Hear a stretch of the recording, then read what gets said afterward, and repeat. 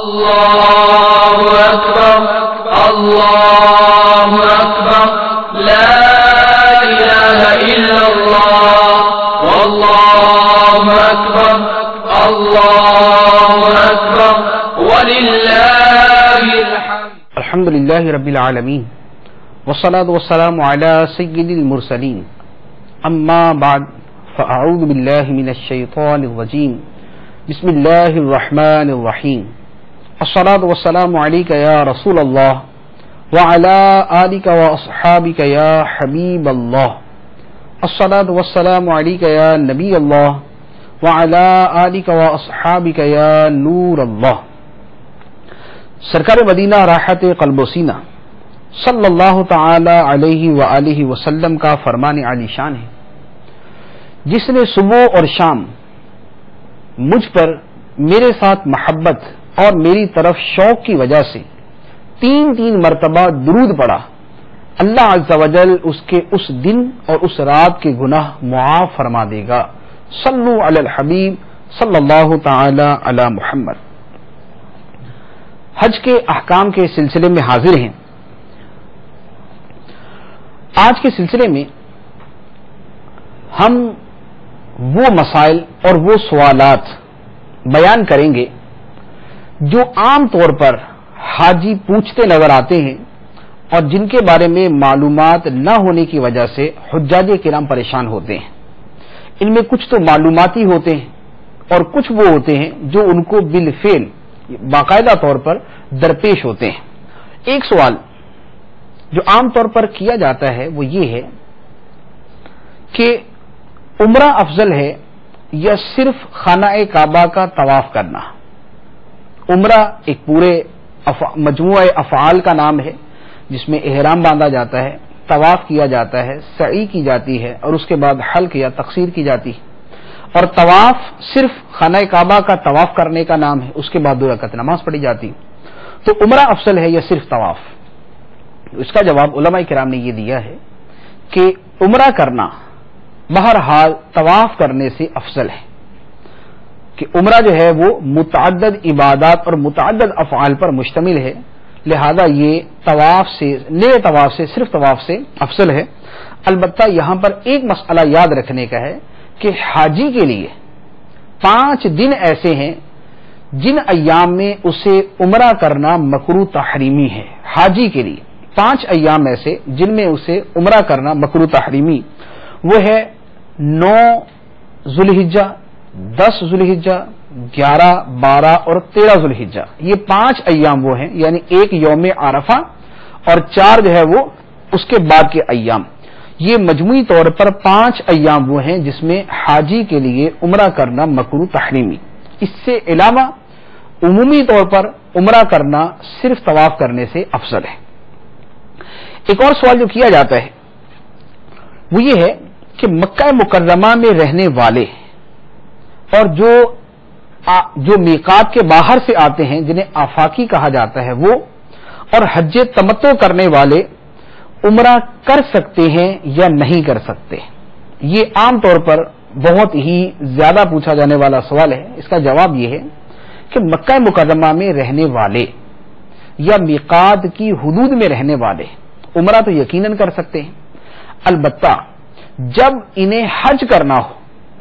تو اب ایام حج میں، اشہر حج میں، یعنی جس سال حج کرنا ہے اب اس سے پہلے جو شوال اور ذیقعدہ گزر رہے ہیں ان کے اندر وہ عمرہ نہیں کر سکتے، کیونکہ جو میقات کے رہنے والے اور میقات سے لے کر حرم اور پھر حدود حرم میں رہنے والے ہیں جنہیں مکی کہا جاتا ہے، یہ حج تمتع یا حج قران نہیں کر سکتے بلکہ یہ صرف حج افراد کر سکتے ہیں. لہذا اگر مکہ مکرمہ کا رہنے والا یا میقات کا رہنے والا عمومی طور پہ عمرہ کرنا چاہتا ہے تو بالکل کرے، یا اس نے صرف عمرہ ہی کرنا ہے شوال میں ذیقعدہ میں اور اس نے حج نہیں کرنا اس سال تو وہ بھی عمرہ کر سکتا ہے. لیکن اگر اس نے حج کرنا ہے تو پھر اسے عمرہ کرنے کی اجازت نہیں ہے. اور جہاں تک آفاقی کا تعلق ہے، جو میقات کے باہر سے آنے والا ہے تو وہ یقیناً کر سکتا ہے، وہ حج تمتع کرے گا تو بھی اس سے پہلے عمرہ کرے گا، اور یہی حال حج قران والے کا کہ پہلے اس نے عمرہ کرنا بعد میں اس نے حج کرنا ہے. ایک اور سوال کہ کیا حج تمتع کرنے والا، یعنی جیسے پاکستان سے کوئی حاجی جاتا ہے، وہ وہاں جا کر اس نے عمرہ کیا، اب عمرے کے احرام سے فارغ ہو گیا، اب اس نے حج کا احرام باندھنا ہے وہی 7 یا 8 تاریخ کو جا کے، تو یہ جو درمیان کا وقت ہے اس دورانیے میں وہ عمرہ کر سکتا ہے یا نہیں کر سکتا حج تمتع والا؟ کیونکہ عام طور پر یہ ہم سے جو ہے وہ پاکستان والے سوال کرتے ہیں، تو اس کا جواب یہ ہے کہ حج تمتع کرنے والا حج سے پہلے اور اپنے عمرے کے بعد جتنے چاہے عمرے کر سکتا ہے، اس پر کوئی پابندی نہیں ہے۔ حج افراد والا نہیں کر سکتا کیونکہ اس نے پہلے عمرہ کرنا ہی نہیں ہے، اس نے حج ہی کرنا ہے، لیکن حج تمتع والے کو اجازت ہے۔ ایک اور مسئلہ کہ عمرہ کے دوران اگر بے وضو طواف کیا یا سعی کی تو کیا حکم ہے؟ عمرہ میں یا حج کے اندر، حج کے احکام بھی یہاں پر شامل ہوتے ہیں، اگر بے وضو طواف کیا یا بے وضو سعی کی تو کیا حکم ہے؟ اس کا جواب یہ ہے کہ بے وضو طواف کرنے پر تو دم لازم آتا ہے، البتہ بے وضو سعی کرنے پر کوئی شے لازم نہیں آتی، بلکہ کیونکہ یہ واجبات سعی میں سے یا واجبات حج یا واجبات عمرہ میں سے نہیں ہے کہ باوضو ہو کر سعی کرے، باوضو ہو کر طواف کرنا ضروری ہے، یہ واجبات میں سے ہے، لیکن باوضو سعی کرنا یہ واجبات میں سے نہیں ہے۔ ایک اور سوال وہ عام طور پہ یہ ہوتا ہے کہ ہمارے ہاں سے جو لوگ جاتے ہیں یا پاکستان یا ہندوستان سے گئے، یہ جا کر عمرہ کرتے ہیں، عمرہ کرنے کے بعد یہ اپنے احرام سے فارغ ہو جاتے ہیں، پھر یہ مدینہ منورہ چلے جاتے ہیں۔ اب مدینہ منورہ سے جب آنا ہوتا ہے حج کے لیے، اب ان کا ارادہ یہ ہوتا ہے کہ یہ حج قران کرے، یعنی مدینہ منورہ سے عمرے اور حج دونوں کا احرام باندھ کر آئیں۔ کیا یہ کر سکتے ہیں یا نہیں کر سکتے؟ اس کا جواب یہ ہے کہ آفاقی بھی اگر اشہور حج میں، حج کے مہینوں میں عمرہ کر لیتا ہے، اس کے بعد میقات کے باہر جا کر جیسے مدینہ منورہ وہاں جا کر پھر وہ عمرہ اور حج دونوں کا احرام باندھ کے آتا ہے تو یہ قران ہی ہوگا اور وہ یہ کر سکتا ہے۔ لہذا جو پاکستان سے جاتے ہیں یا جو اور آفاق سے آنے والے، بیرونی میقات سے آنے والے، وہ اگر عمرہ کرنے کے بعد میقات سے باہر چلے جاتے ہیں اور پھر دوبارہ میقات کے باہر سے عمرہ اور حج کا احرام باندھ کر آ جائیں گے تو ان کا حج قران ہو جائے گا۔ ایک اور سوال کہ کیا حج افراد کرنا، یعنی صرف حج کا احرام باندھنا جس میں عمرہ نہیں ہوگا، یہ کیا صرف مکہ مکرمہ والے اور میقات کے رہنے والے ہی کر سکتے ہیں یا میقات کے باہر سے رہنے والے بھی کر سکتے ہیں؟ یعنی جیسے کوئی پاکستان سے جائے تو کیا وہ بھی حج افراد کر سکتا ہے؟ اس کا جواب یہ ہے کہ حج افراد ہر کوئی کر سکتا ہے، خواہ وہ مکہ مکرمہ کا رہنے والا ہے یعنی وہ اہل حرم میں سے ہے، مکی ہے، یا وہ میقات کا رہنے والا ہے، اہل ہل ہے، میقاتی ہے، یا وہ میقات کے باہر سے رہنے والا ہے، وہ آفاقی ہے، بہرحال حج افراد کر سکتا ہے۔ فرق صرف یہ ہے کہ جو میقات کے باہر سے رہنے والے ہیں وہ حج افراد، حج تمتع اور حج قران تینوں کر سکتے ہیں، جبکہ میقات سے اندر حدود حرم یعنی مکہ مکرمہ میں رہنے والے جو ہیں یہ سارے کے سارے جو حج کریں گے وہ حج افراد ہوگا، یعنی ان کو صرف حج افراد کرنا، یہ دوسرا نہیں کر سکتے، لیکن جو آفاق والے ہیں یہ ہر طرح کا حج کر سکتے ہیں، حج افراد بھی، تمتع بھی اور قران بھی۔ ایک اور سوال ہوتا ہے کہ ایک شخص فقیر ہے، اس پر حج فرض نہیں، کسی نے اس کو پیسے دے دیے اور حج کا انتظام کر دیا اور اس کو حج کروا دیا، تو کیا یہ اس کا حج فرض ادا ہو گیا، یا جب وہ دوبارہ اتنا اہل ہو جائے، اتنی اس کے پاس رقم اور سواری اور زادیرہ وغیرہ جمع ہو جائے کہ وہ حج کر سکے تو اب اس پر حج فرض ہوگا؟ جو کسی کے دینے سے حج کیا وہ حج فرض ہوگا یا نہیں ہوگا؟ اس کا جواب یہ ہے کہ اگر فقیر شرعی یا جو حج کی استطاعت نہ رکھنے والا ہے وہ اگر حج فرض کر لیتا ہے، خاص کسی دوسرے کی رقم دینے سے کر لیتا ہے، وہ حج فرض ہی ادا ہوگا۔ اب اگر دوبارہ اس کے پاس ذاتی طور پر استطاعت پائی گئی تو اس پر نئے سرے سے حج کرنا ضروری نہیں ہوگا، پہلا حج اس کے لیے کافی ہے۔ ایک اور سوال کہ احرام باندھنا کس قسم کے آدمی کے لیے کہاں کہاں سے ضروری ہے، کیونکہ افراد کی مختلف قسمیں ہیں حج کرنے والوں کی، جیسے ہم نے کئی مرتبہ بیان کیا، آفاقی ہے، میقاتی ہے اور اہل حرم. تو ان کے احرام باندھنے کی جگہ کہاں سے ہیں؟ تو یہ 3 قسم کے افراد ہیں، ان کے 3 قسم کی ان کی جگہ ہیں احرام باندھنے کے لیے. وہ شخص جو میقات کے باہر سے آنے والا ہے، اس کے لیے عمرہ اور حج دونوں کے لیے احرام کی جگہ میقات ہے. یا تو وہ میقات پر احرام باندھے یا میقات سے پہلے باندھ لے. میقات سے گزر جانا بغیر احرام کے یہ اس کے لیے جائز نہیں ہے. دوسرے وہ افراد ہیں جو میقات پر رہنے والے یا میقات سے لے کر حدود حرم سے پہلے رہنے والے، جنہیں حلی کہا جاتا ہے یا اہل حل کہا جاتا ہے. ان کے حج اور عمرہ دونوں کا احرام حدود حرم سے باہر ہے کہ یہ حدود حرم میں داخل ہونے سے پہلے احرام باندھیں گے، اور افضل یہ ہے کہ اپنے گھر سے احرام باندھ کے چلیں. تیسرے نمبر پر وہ افراد ہیں جو حدود حرم میں رہنے والے ہیں، جنہیں اہل حرم کہا جاتا ہے. ان کے لیے احرام کی 2 صورتیں ہیں. حج کا احرام یہ حدود حرم سے باندھیں گے، اپنے گھر سے باندھ لے، مسجد حرام شریف سے باندھ لے. اور عمرے کا احرام باندھنے کے لیے ان کو بھی حدود حرم سے باہر جانا پڑے گا، یعنی اس کے لیے احرام حل ہے. تو 3 طرح کے افراد اور ان کے لیے احرام کی مختلف صورتیں. اس کے بعد ایک اور سوال جو اکثر و بیشتر سب کو پیش آتا ہے کہ حالت احرام میں کنگھی کرنا اور صابن سے نہانا یا صابن کا استعمال کرنا یا شیمپو کا استعمال کرنا کیسا ہے؟ اس کا جواب یہ ہے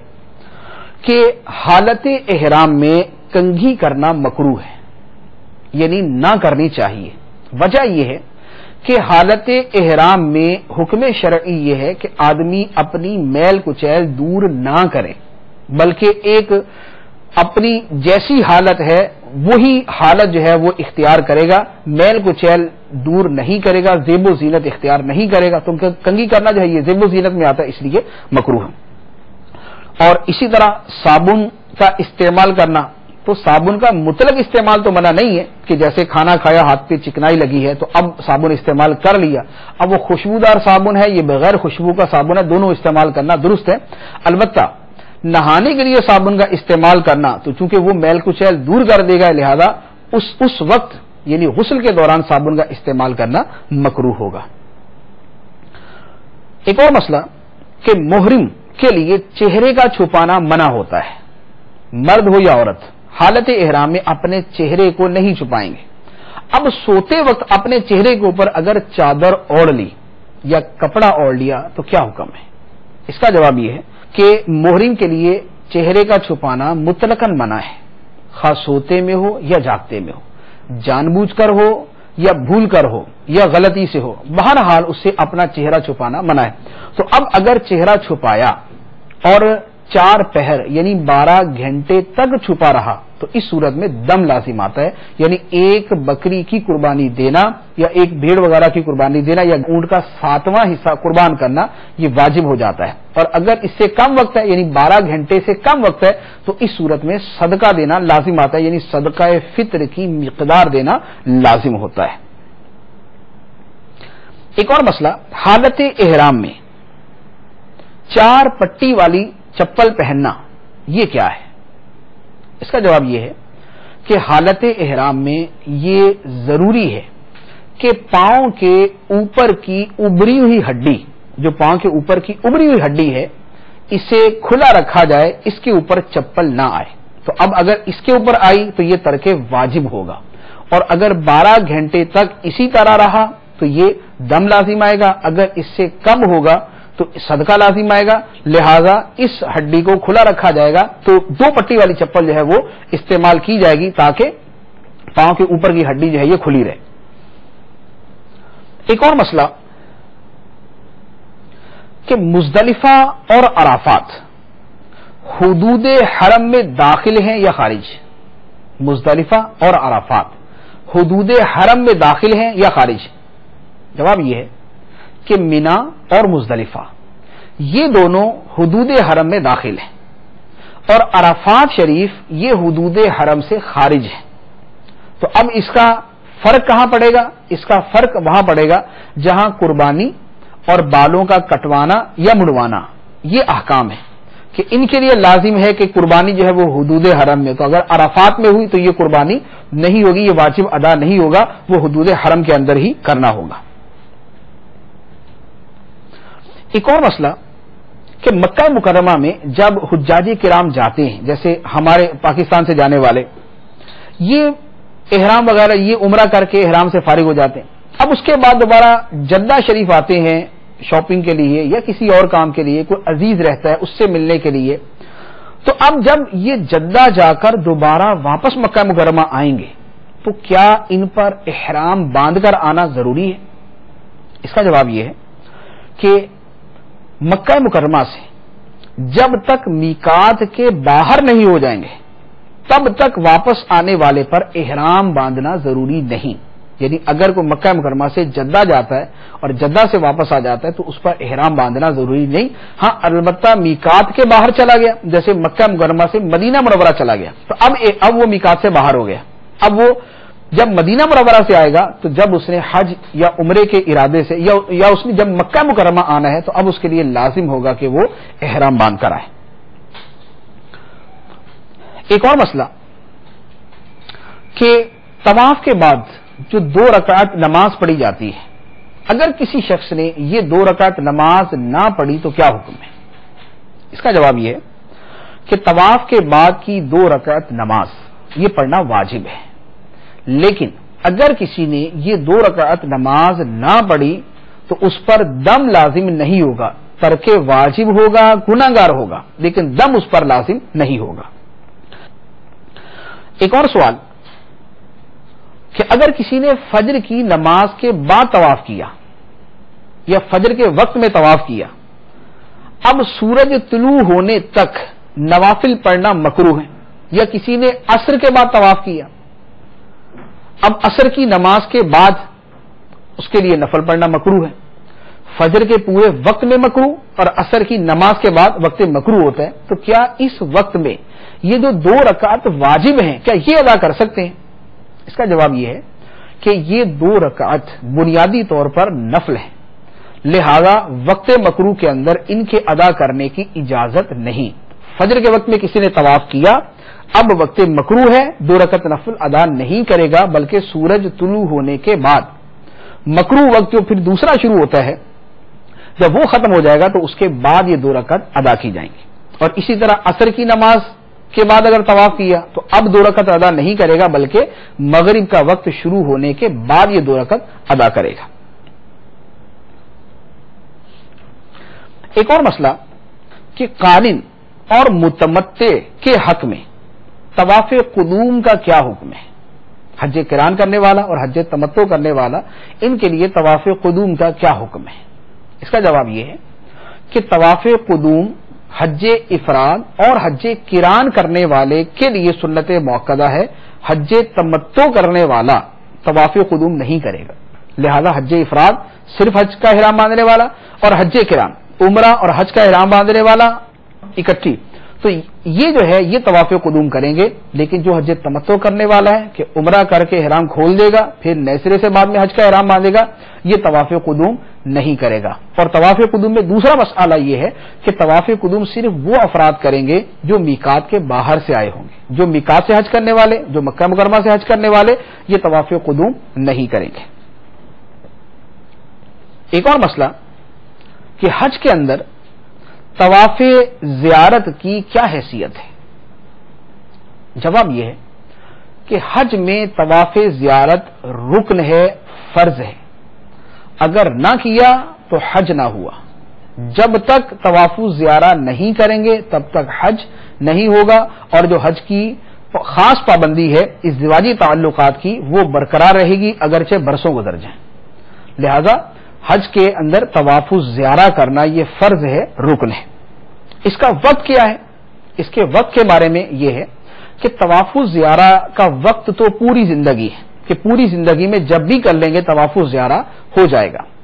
لیکن اس کا واجب وقت کہ جس وقت کے اندر کرنا واجب ہے کہ اس سے اگر تاخیر کی تو دم لازم آئے گا، وہ وقت ہے 10، 11، 12 ذوالحجہ، یعنی 10 ذوالحجہ کی طلوع فجر سے لے کر 12 ذوالحجہ کی غروب آفتاب تک، یہ اس کا واجب وقت ہے۔ اس وقت کے دوران یہ طواف الزیارہ کر لینا واجب، اگر نہ کیا، تاخیر کر دی تو دم لازم آئے گا۔ البتہ عورت کے لیے یہ رخصت ہے، عورتوں کے لیے، اسلامی بہنوں کے لیے، کہ اگر ان کو اس وقت میں حیض و نفاس ان کا چل رہا ہے تو اب اس صورت میں اگر اس کی وجہ سے انہوں نے مؤخر کیا کہ اس حالت میں نہیں کر سکتے، اس کی وجہ سے مؤخر کیا، تو ان کے اوپر دم وغیرہ لازم نہیں آئے گا۔ ایک اور سوال کہ کیا طواف الزیارہ کا کوئی بدل ہو سکتا ہے کہ طواف الزیارہ نہ کریں، اس کی جگہ کوئی روزے رکھ لیں یا کوئی اور کام کر لیں؟ اس کا جواب یہ ہے کہ طواف الزیارہ کا کوئی بدل نہیں۔ طواف الزیارہ میں بہر صورت یہ طواف ہی کرنا پڑے گا، طواف کے علاوہ کوئی روزہ رکھنا، کوئی کفارہ دینا، کوئی صدقہ کرنا اس کی جگہ اس کے قائم مقام نہیں ہو سکتا۔ ایک سوال کہ طواف رخصت یا طواف وداع اس کا کیا حکم ہے اور یہ کس کے لیے ہے؟ اس کا جواب یہ ہے کہ طواف وداع یہ واجب ہے، لیکن یہ واجب ہے اس حاجی کے لیے جو میقات کے باہر سے آیا، یعنی آفاقی حاجی کے لیے، جو میقات سے آ کر حج کرنے والا ہے، جو مکہ مکرمہ کا رہنے والا حج کرنے والا ہے، اس کے اوپر طواف وداع، طواف رخصت نہیں ہے، صرف آفاقی حاجی پر طواف رخصت ہے اور یہ واجب ہے۔ ایک اور سوال طواف وداع، طواف رخصت ہی کے حوالے سے کہ ایک شخص نے حج کیا، حج کے بعد اس نے طواف رخصت کر لیا، طواف رخصت کرنے کے بعد اب وہ شخص مدینہ منورہ حاضر ہوا، مدینہ منورہ حاضری کے بعد پھر مکہ مکرمہ آ گیا، اب مکہ مکرمہ سے پھر اس نے واپس جانا ہے، تو اب یہ جو مدینہ منورہ جا کر پھر مکہ مکرمہ آیا اور اب مکہ مکرمہ سے رخصت ہونا چاہتا ہے، تو کیا اب نئے سرے سے طواف رخصت کرنا ہوگا؟ جواب یہ ہے کہ طواف رخصت ایک ہی مرتبہ واجب ہوتا ہے، آفاقی حاجی کے لیے ایک ہی مرتبہ واجب۔ اب اگر کوئی کر چکا، اب وہ دوبارہ مدینہ منورہ جا کر واپس آیا، تو اب اس کے اوپر دوبارہ یہ طواف کرنا لازم نہیں ہے، اس کے اوپر یہ طواف نہیں ہے۔ ایک اور مسئلہ مسعی، یعنی جہاں سعی کی جاتی ہے صفا اور مروہ کے درمیان کی جگہ، اور خود صفا مروہ، یہ مسجد حرام شریف میں داخل ہیں یا نہیں داخل؟ اس کا جواب یہ ہے کہ صفا اور مروہ اور اس کا درمیانی حصہ یہ مسجد حرام میں داخل نہیں ہے، لہذا جو صفا مروہ سے مسجد حرام میں داخل ہو تو وہ ایسے ہی داخل ہو جیسے مسجد میں داخل ہوتے ہیں کہ دایاں قدم رکھیں گے اور مسجد میں داخل ہونے کی دعا پڑھیں گے، اور جو مسجد حرام شریف سے باہر نکلے یعنی صفا مروہ کی طرف آئے گا تو وہ وہی مسجد سے باہر نکلنے کی دعا پڑھے گا اور اسی طرح بایاں قدم باہر رکھ کر باہر نکلے گا۔ تو مسعی جو سعی کی جگہ ہے یہ مسجد حرام شریف سے خارج ہے۔ حج کی سعی اور احرام کا کیا حکم ہے، اور کیا حج کی سعی کے دوران احرام کا ہونا ضروری ہے؟ حج کی سعی اور احرام کا کیا حکم ہے، اور کیا حج کی سعی کے دوران احرام کا ہونا ضروری ہے؟ اس کا جواب یہ ہے کہ حج میں احرام تو شرط ہے، کہ احرام نہیں ہے تو حج ہی نہیں ہو سکتا، اور حج کی سعی یہ واجب ہے، اگر ترک کی تو دم لازم آئے گا، واجب ہے، واجب کا پورا کرنا ہوگا، چھوڑیں گے تو گناہگار بھی ہوں گے اور دم دینا بھی لازم ہوگا، ایک جانور کی قربانی لازم ہوگی۔ باقی یہ مسئلہ کہ کیا حج کی سعی کے دوران احرام کا ہونا ضروری ہے، اس کا جواب یہ ہے کہ اگر تو حج کی سعی طواف الزیارہ کے بعد میں کی، کہ پہلے حج کے سارے افعال ہو چکے، قربانی ہو گئی، حلق و تقصیر ہو گئی، رمی جمرات ہو چکی، اب طواف الزیارہ کیا، تو اب اس کے بعد سعی اگر کی تو اس میں احرام کا ہونا ضروری نہیں، اپنی جو روٹین کا لباس ہے اسی کے مطابق یا وہ سعی کر لیں گے۔ اور اگر حج سے پہلے سعی کی، جیسے حج افراد یا حج قران کرنے والے نے طواف قدوم کے بعد سعی کی، تو اب ضروری ہے کہ وہ احرام کی حالت ہی میں سعی کرے۔ اور حج تمتع والے نے اگر حج سے پہلے ایک نفلی طواف کر کے سعی کی تاکہ وہ بعد والی سعی ادا ہو جائے، تو اب اس کے لیے بھی ضروری ہوگا کہ وہ احرام باندھ کر طواف کرے اور پھر سعی کرے۔ تو وہ خلاصہ یہ ہوا کہ اگر طواف الزیارہ کے بعد میں سعی کی تو پھر احرام کا ہونا ضروری نہیں ہے، اور اگر پہلے سعی کی کہ طواف قدوم کے بعد کر لی، یا تمتع والے نے حج کرنے سے پہلے ایک نفلی طواف کر کے کی، تو اب اس صورت میں احرام کا ہونا ضروری ہے۔ ایک اور مسئلہ کہ اگر کسی عورت نے حالت حیض میں سعی کی تو کیا حکم ہے؟ اس کا جواب یہ ہے کہ اس پر کوئی شے بھی لازم نہیں ہوگی، اس حالت کے اندر بھی سعی کی جا سکتی ہے۔ طواف کرنا منع ہے، مسجد میں داخل ہونا منع ہے، لیکن سعی اس حالت میں کی جا سکتی ہے، نہ وہ گناہ گار ہے نہ اس کے اوپر کوئی چیز لازم ہوگی۔ ایک اور سوال، اور یہ بہت ہی زیادہ پوچھا جاتا ہے، وہ یہ ہے کہ اگر کسی شخص نے حج کی سعی میں تاخیر کی، یعنی اس نے 10، 11، 12 یہ جو 3 دن ہے اس میں سعی نہیں کی، 5-6 دن کے بعد کر لی، 16 ذوالحجہ، 17 ذوالحجہ، 20 ذوالحجہ کو جا کے سعی کی، تو کیا اس کے اوپر کوئی دم لازم آئے گا؟ اس کا جواب یہ ہے کہ سعی کا کوئی وقت معین نہیں، یعنی ایسا معین نہیں کہ اسی وقت میں کرنا ضروری ہو، بعد میں کریں گے تو گناہ گار ہوں گے یا بعد میں کریں گے تو دم لازم آئے گا، ایسا اس کا کوئی وقت نہیں، یہ غیر مؤقت ہے، یعنی بغیر وقت کی قید کے۔ لہذا اگر کسی نے مکہ مکرمہ میں رہتے ہوئے ان 3 دنوں کے اندر سعی نہ کی بلکہ 2، 4، 8، 10 دن بعد میں کر لی، تب بھی اس کے اوپر کوئی دم لازم نہیں آئے گا۔ ایک اور سوال جو اسی سے متعلق کیا جاتا ہے وہ یہ ہے کہ اگر کسی شخص نے حج کی سعی نہ کی تو کیا اس پر احرام کی پابندیاں باقی ہیں یا وہ ختم ہو گئی؟ یعنی ایسا تو نہیں کہ اگر سعی نہ کی تو حج کی پابندیاں برقرار رہیں گی، تو اس کا جواب یہ ہے کہ حج کی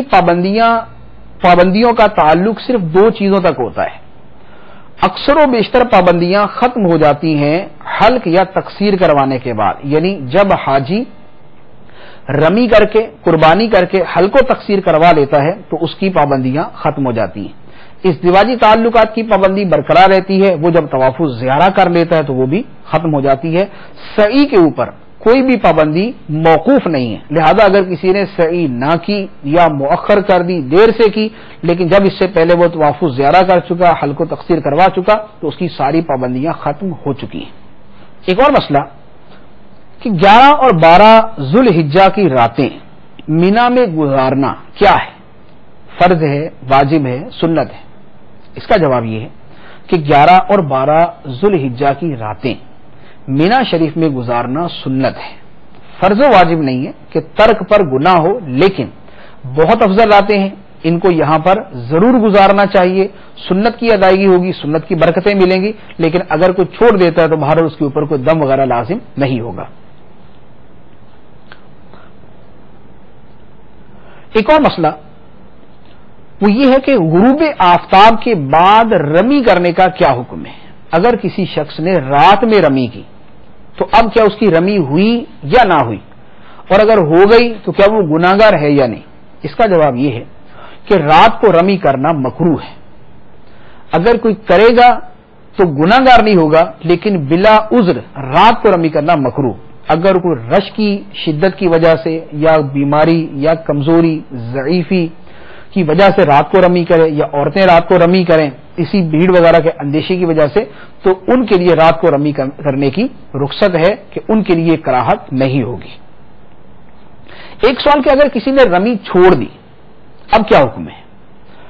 10 ذوالحجہ کی رمی نہ کی، 11 کی نہ کی، یا 12 کی نہ کی، یا ایک جمرہ کی نہیں کی، یا سب کی نہ کی، تو کیا حکم ہے؟ جواب یہ ہے کہ رمی چھوڑنے کے اوپر ایک دم لازم آتا ہے،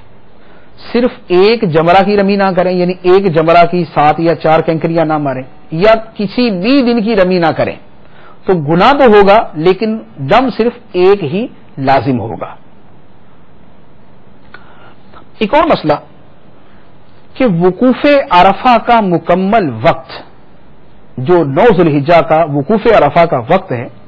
یہ سارا کسی نے مسجد نمرہ جو عرفات کے میدان میں ہے اس کے اس حصے میں گزارا، مسجد نمرہ کے اس حصے میں گزارا جو عرفات سے خارج ہے، تو کیا اس کا حج ہوا یا نہیں؟ تو یہ مسئلہ بڑا نازک ہے، اس کا جواب یہ ہے اور یہ واقعتاً ایسا ہوتا ہے کہ بہت سارے لوگ مسجد نمرہ میں جا کر جو ہے وہ وقوف عرفہ کر لیتے ہیں. مسجد نمرہ کا کچھ حصہ حدود عرفات میں ہے اور کچھ حصہ حدود عرفات سے باہر ہے. اب جو شخص وقوف عرفہ کرنے مسجد نمرہ میں گیا اور وہ اسی حصے میں رہا جو وقوف کا وقت ہے، اس وقت میں وہ اسی حصے میں رہا جو میدان عرفات سے خارج ہے، تو اس کا حج نہیں ہوگا، اس کا یہ فرض ادا نہ ہوگا. اس بات کا خیال رکھنے کی بہت ہی زیادہ ضرورت ہے کہ یہ فرض کا معاملہ ہے اور اس کے ترک کے اوپر حج ہی نہیں ہوگا، اور یہ اسی دن فرض ادا ہو سکتا ہے، اس کے آگے پیچھے ادا بھی نہیں ہو سکتا. لہذا اس کا بہت زیادہ خیال رکھا جائے کہ میدان عرفات، وہاں پر جگہ جگہ نشانات لگے ہوئے، علامات لگائی ہوئی ہیں، لکھا ہوا ہے.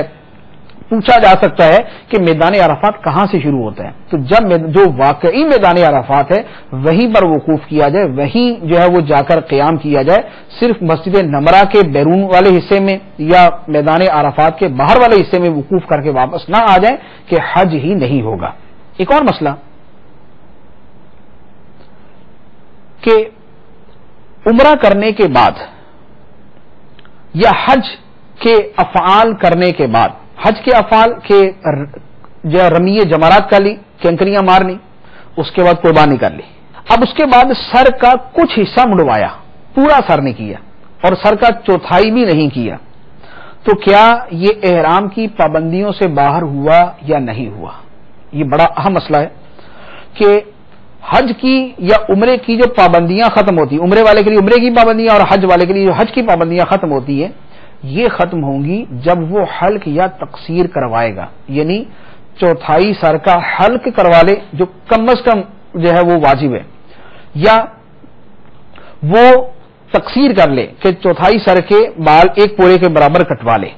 اتنا کرے گا تو حج کی پابندیاں ختم ہوں گی. اگر صرف تھوڑے تھوڑے بال جو ہے نا وہ چند ایک جگہ سے لے لیے جو اس واجب مقدار کو پورے نہ کریں گے، تو اس صورت میں احرام کی پابندیاں ختم نہیں ہوں گی بلکہ وہ باقاعدہ برقرار رہیں گی.